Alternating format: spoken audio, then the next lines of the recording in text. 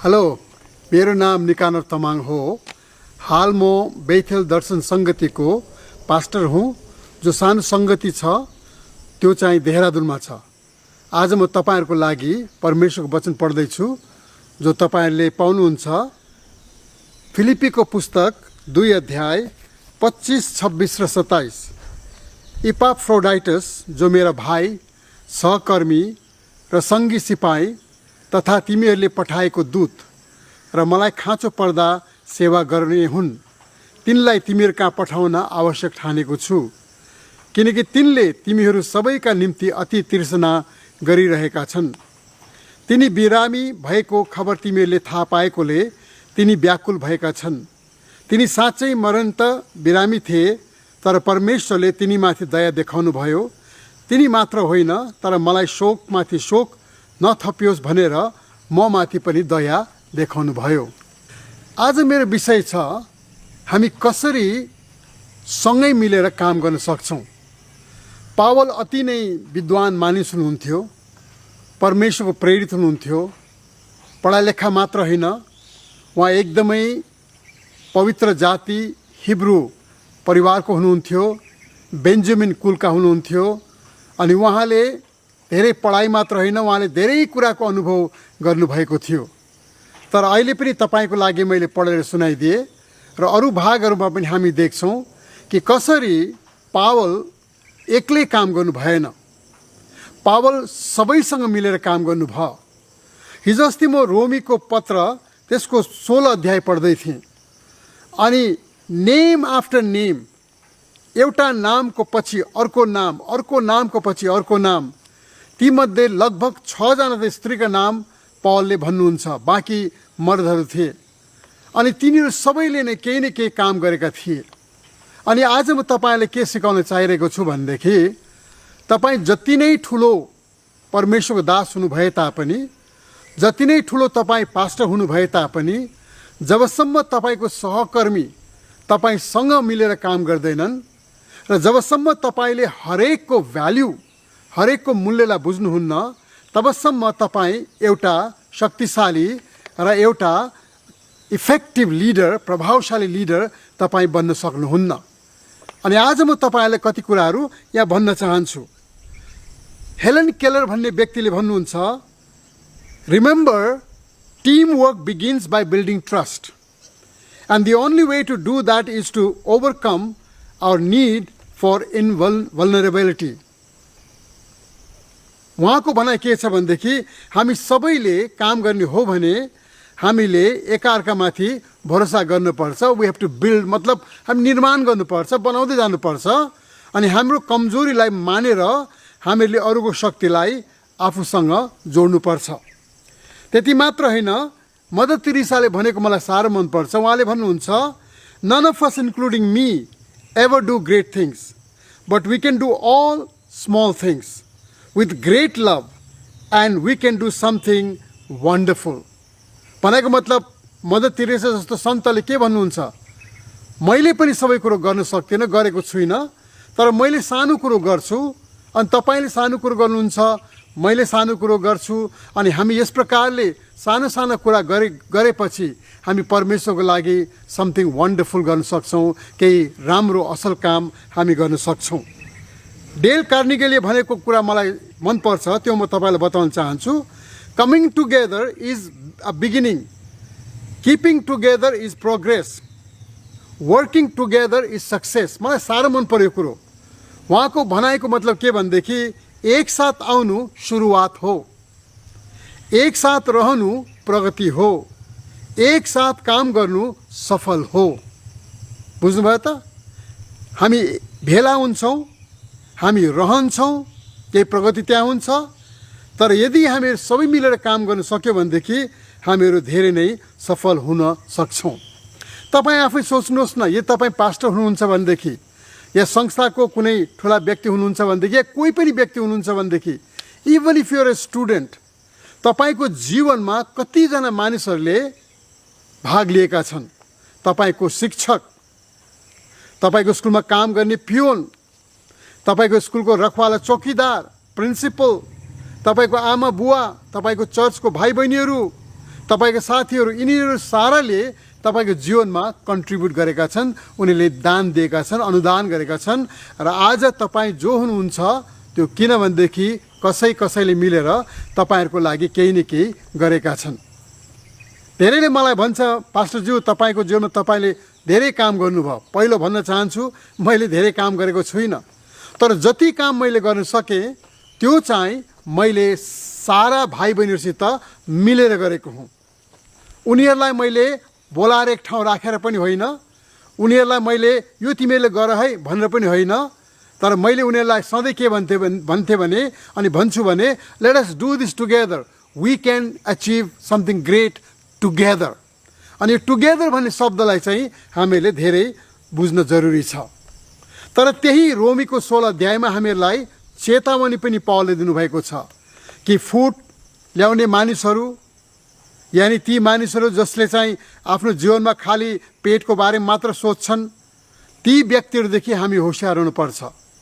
तपाईँले जब लिडरसिप चुन्नुहुन्छ, जब तपाईँले अगुवाहरू चुन्नुहुन्छ, तपाईँ र हामीहरूले बडो होसियारसँग, प्रार्थनासँग पर्खेर, ढिलो भए पनि बरु ढिलो होस् पर्खेर हामीहरूले व्यक्तिहरूलाई चुन्नुपर्छ। त्यति गर्दा गर्दै पनि हामी धेरैचोटि असफल भएको हुन्छौँ। तपाईँ हुनुहुन्छ, म हुन्छु, तपाईँ हुनुभएको छ, भएको छु। तर हामीले के याद गर्नुपर्छ भनेदेखि हामीले बडो होसियारसँग अगुवा भाइ बहिनीहरूलाई हामीसित काम गर्नको लागि बोलाउनु पर्छ, उनीहरूलाई चुनौती दिनुपर्छ, उनीहरूको साथमा रहनुपर्छ। मैले 3-4वटा कुरो तपाईँको लागि लिएर आएको छु जो तपाईँलाई सायद आशिषित हुन्छ भनिकन मैले विश्वास गरेको छु। सबभन्दा पहिले मैले के लेखेको छु भनेदेखि, no leader is successful without all kinds of helping him to achieve his goal in life. Work as a team. Let others excel where they can do better than you. Take glory as a team. तपाईले दर्शन देख्नु भएको छ, तपाईलाई थाहा छ कि तपाईले यो काम गर्नु परेको छ, तर तपाईले त्यो काम गर्न सक्नुहुन्न जबसम्म तपाईको साथमा ती व्यक्तिहरू आउँदैनन् जुनहरूले तपाईलाई भन्दछन् कि दाइ, पास्टर दाइ, या हुएभर यु आर, तपाईको दर्शनमा हामी पनि छौँ, हामीलाई लिनुहोस्, हामी तपाईलाई मद्दत गर्छौँ।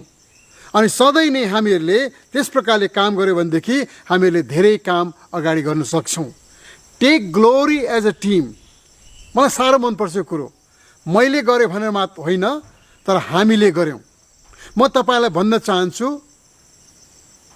परमेश्वरको राज्यमा कोही पनि सुपरस्टार छैन। आजकल हामी धेरै भविष्यवक्ताहरू देख्छौँ, धेरै प्रचारकहरू देख्छौँ, धेरै पास्टरहरू देख्छौँ। उनीहरूले के भन्छ भने मैले गरेको, मैले पाएको दर्शन हो, मेरो जीवनमा यो सफलता आएको छ, अनि उनीहरूले आफूलाई सबभन्दा माथि राख्न चाहन्छन्। तर यदि तपाईँ साँचो अगुवा हुनुहुन्छ भनेदेखि तपाईँले के भन्नुहुन्छ भनेदेखि, सुरुमा मैले दर्शन पाएँ, तर त्यो दर्शनलाई अगाडि बढाउने कामहरू चाहिँ उहाँहरूले गर्नुभयो, अनि हामी सबैले मिलिकन परमेश्वरले दिएको दर्शनलाई हामीले पुरा गर्न सक्यौँ। दोस्रो कुरो, successful people should recognize and thank folks who have helped them. Have you thanked anyone for your work, study or anything? भनाइको मतलब के भनेदेखि सफल व्यक्ति त्यो व्यक्तिहरू हुन्छ जसले चाहिँ ती व्यक्तिहरूलाई धन्यवाद दिन्छ जुन व्यक्तिहरूले त्यो व्यक्तिलाई त्यहाँ पुग्नमा सहायता गरेका छन्। कुनै पनि व्यक्ति किन नहोस्, सानोभन्दा सानो व्यक्ति किन नहोस्। हाम्रो चर्चमा लगभग प्राय साधारण मानिसहरू छन्, तर 5-6 वर्षको अवधिमा ती साधारण व्यक्तिहरूले असाधारण काम गरिरहेका छन्। मेरो काम हल्का भएको छ, तर म उनीहरूलाई सधैँ धन्यवाद दिन चाहन्छु अनि दिइ पनि रहेको छु, किनकि मलाई थाहा छ कि उनीहरूले ती काम गरिरहेका छन् जुन कामको लागि एक जमानामा न उनीहरू योग्य थिए न म योग्य थिएँ, तर हामी सबैले नै मिलेर परमेश्वरको सहायताले हामी कामहरू गरिरहेका छौँ। अर्को कुरो तपाईँलाई भन्न चाहन्छु, people are important and need recognition. तपाईँको बिचमा काम गर्ने मानिसहरू एकदमै उनीहरूलाई चाहिन्छ मान्यता। उनीहरूले टाइटल खोजिरहेको छैन, उनीहरूले मेरो स्याबासी खोजिरहेको हुँदैन, तर हामीले दिन पर्दछ, किनकि जब हामी उनीहरूलाई दिन्छौँ परमेश्वरले हामीलाई सहायता गर्दछ र उनीहरूलाई पनि जोसको रूपमा उनीहरूले काम गर्दछ। कतिचोटि हामी देख्छौँ, विशेष गरी कर्पोरेट कम्पनीजहरूमा हामीले देखिरहेका छौँ, आज त्यहाँ पनि ती कुराहरू बदलिरहेको छ। त्यहाँ के छ भनेदेखि use and throw, tissue paper जस्तो, अनि हाम्रो नेपाली भाषा भनौँ भनेदेखि जुठो टपारा जस्तो। तपाईँले टपारामा भात खानुभयो, खाएपछि भोलिको लागि राख्नुहुन्न, त्यसलाई फालिदिनुहुन्छ। कति व्यक्तिले आफ्नो सफलता प्राप्त गरेपछि, आफू सफल भएपछि, आफ्नो गन्तव्य ठाउँमा पुगेपछि उसले के गर्छ भनेदेखि I don't need anybody else now, मैले गरेको, म पुगेको हुँ। अनि मानिसहरूले कहिले पनि यो फिल गर्नु भएन कि चाहिने बेलामा चाहिँ मलाई लियो, अब नचाहिने बेलामा मेरो वास्ता गरेको छैन। अर्को कुरा भन्न चाहन्छु, the people in your church are willing to work and take responsibility and your job is to empower them.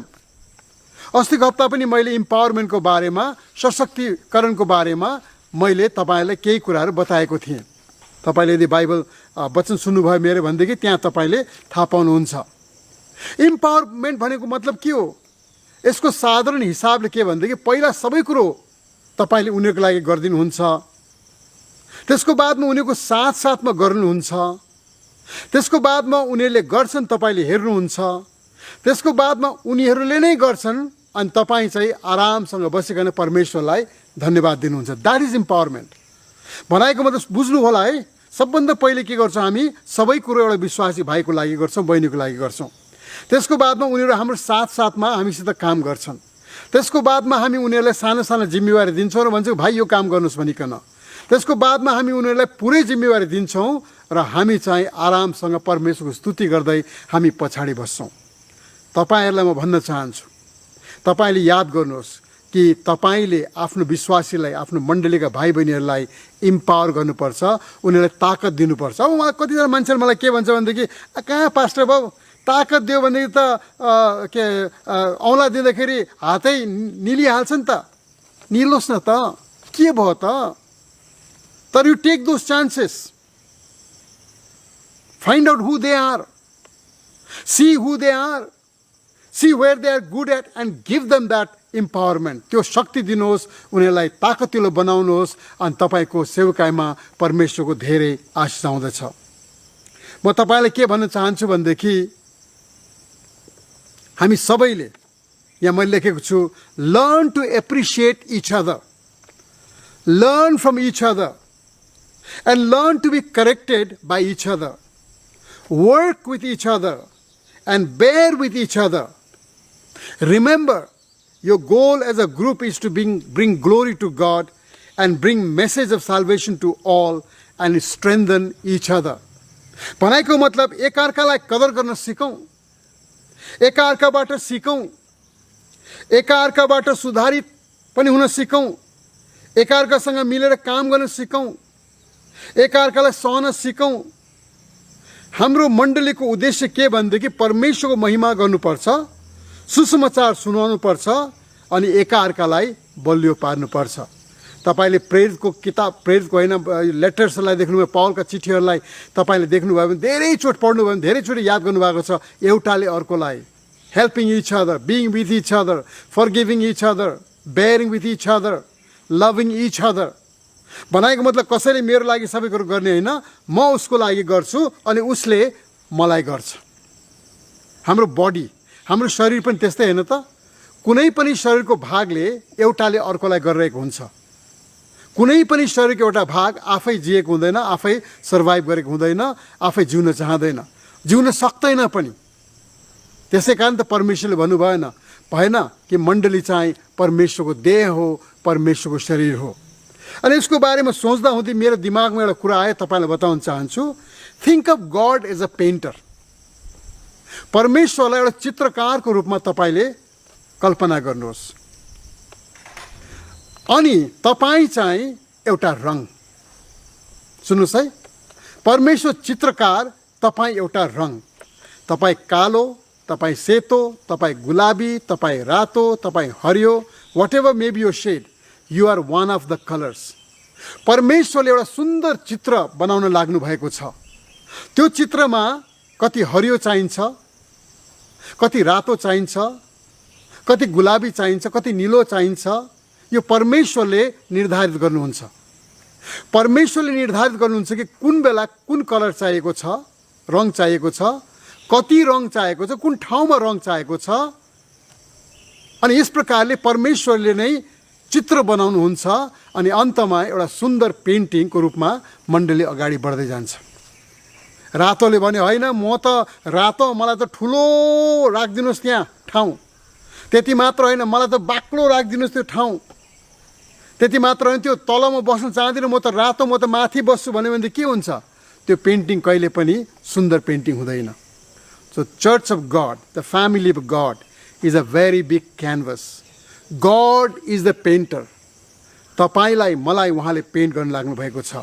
अनि तपाईँ यदि मण्डलीको पास्टर हुनुहुन्छ भनेदेखि तपाईँलाई परमेश्वरले एउटा मण्डली दिनुभएको छ र तपाईँलाई डेप्युट गर्नुभएको, जिम्मेवारी दिनुभएको छ कि त्यो भाइ सूर्यबहादुर ऊ चाहिँ सेतो है, त्यो भाइ कर्णबहादुर ऊ चाहिँ कालो है, होइन, उसलाई ल्याऊ यहाँ गर त्यहाँ गर।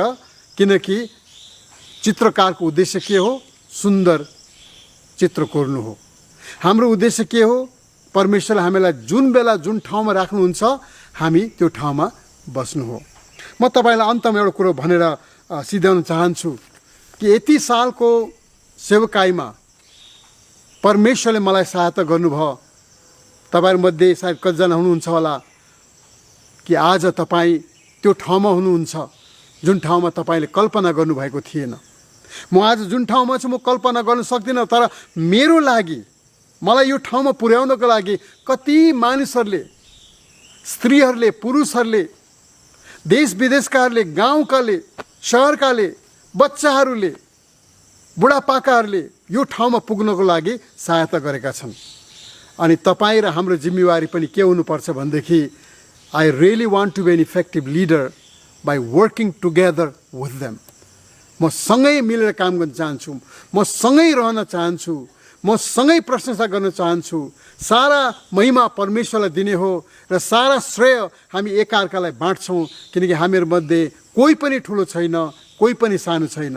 हुनसक्छ तपाईँको चर्चमा एउटा सानो व्यक्ति होला, उसले केही गर्न नसक्ला, तर त्यो व्यक्ति पनि तपाईँको चर्चको लागि बहुमूल्य हुन्छ।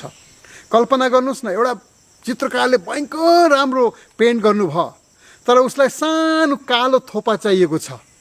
अनि त्यो कालो थोपा चाहिँ त्यहाँ छैन भनेदेखि त्यत्रो ठुलो तस्बिर जो छ, चित्र जो छ, बेकार हुँदछ। तर त्यो थोपा त्यो चित्रकारले त्यहाँ राख्दछ अनि एउटा चित्र कम्प्लिट हुँदछ। तपाईँलाई परमेश्वरले जहाँ राख्नुहुन्छ त्यहाँ बस्नुहोस् र त्यहाँ बढ्नुहोस् र परमेश्वरले तपाईँलाई आशीर्वाद दिनुहुन्छ। अनि I want to tell you at the end, my leader friends, never be afraid of giving responsibility to others. The worst they can do is they can run away. Take your church people, start another church, doesn't matter.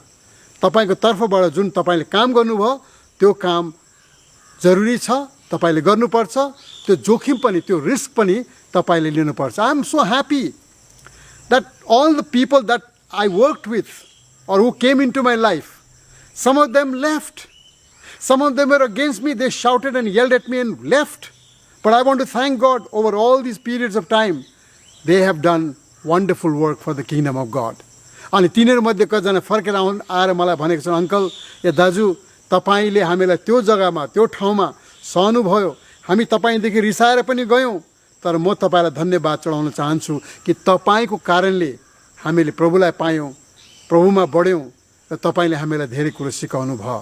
यसकारण प्रभु यीशु मसीहले पनि जब 12 जना लिनुभयो, 12 जना लिँदाखेरि उहाँले जोखिम उठाउनु भएको थियो। एकजनाले धोका दिए, सबै विश्वासीहरू, सबै चेलाहरू एकै नासका थिएनन्, तर भए पनि परमेश्वरले भन्नुभयो कि म यिनीहरूलाई विश्वास गर्दछु। परमेश्वर तपाईँलाई आशीर्वाद देऊन्। Work together, pray together and bring the glory of God together so that the kingdom of God can be expanded and the church of Jesus Christ strengthened for generations to come. God bless you all.